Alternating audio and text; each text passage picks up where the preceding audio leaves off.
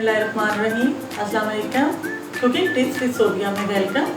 आज हम बनाएंगे chicken sandwich. 2 tablespoon cooking oil लेके उसके अंदर हम ऐड करेंगे 1 टीस्पून नमक, 1 टीस्पून कुटी हुई लाल मिर्च, 1 टीस्पून गरम मसाला, 1 टीस्पून काली मिर्च, 1 टीस्पून टिक्का मसाला।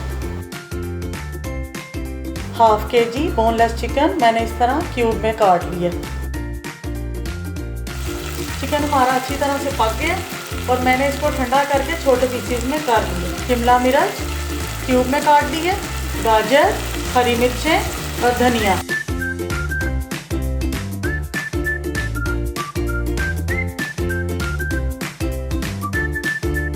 इसमें मैंने 3 टेबलस्पून मायोनीज शामिल कर ली है और हम इसे अच्छी तरह से मिक्स करेंगे।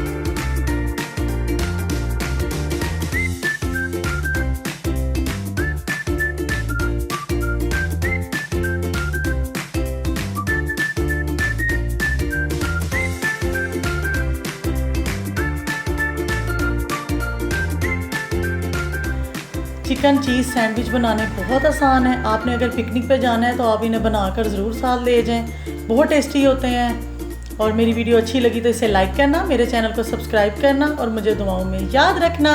ओके, अल्लाह हाफिज़, खुश रहो।